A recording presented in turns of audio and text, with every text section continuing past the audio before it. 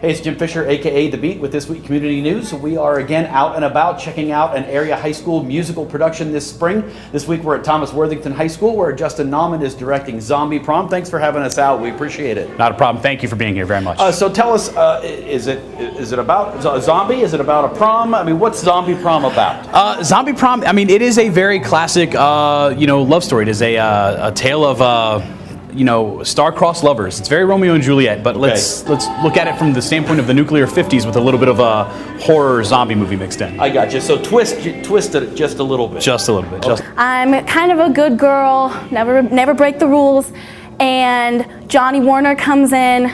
We fall in love. He's sort of a rebel, so to speak, and my parents make me break up with him. And he comes back. He throws himself into the nuclear waste plant. Comes back as a zombie trying to reclaim my heart. So I'm, I guess, the love interest of the show.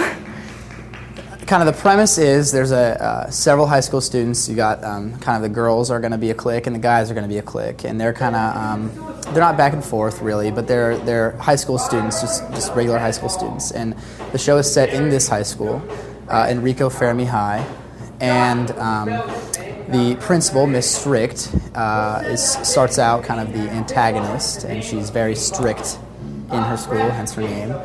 And these students are kind of helping the storyline go along. While we follow two of the main characters, Johnny Warner and Toffee, and they are kind of Romeo and Juliet of the show. They have this forbidden love per se. So that's kind of the general idea. Zombie Prom is actually kind of like a rock opera. There's more singing than there is talking. But as many people think that there's a lot of zombies and everyone's a zombie in it, there's actually only one zombie in it, and you'll see that later on in the show. But it's a very lighthearted show. It's kind of, people call it a mix between Grease and Rocky Horror. So, yeah.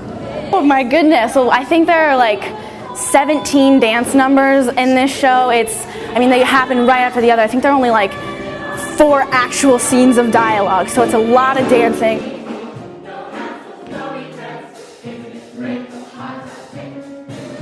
Okay.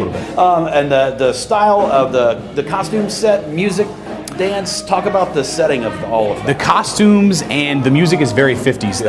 The music itself was written, or the play itself was written in the early 90s, so it still has a bit of like early 90s, late 80s pop sensibility. I gotcha. But the rhythms, the tempos, music itself, very 50s, stylized, highly stylized. But we took a little bit of liberty with the set. We kind of had it very bright, very colorful. We're not quite done yet, but when we get there, it's going to look great.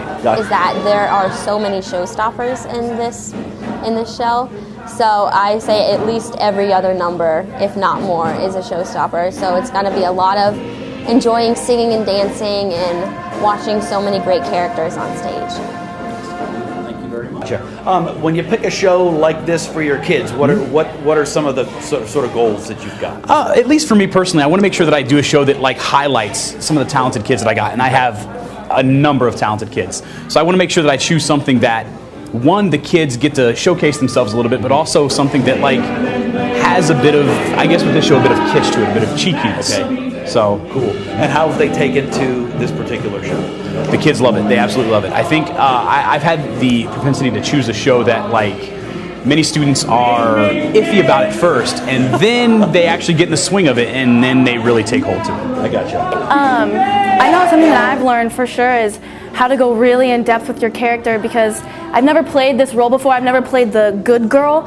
So I've taken a lot of time with our director, Mr. Nauman, and my counterpart, Sam Hickman, the zombie.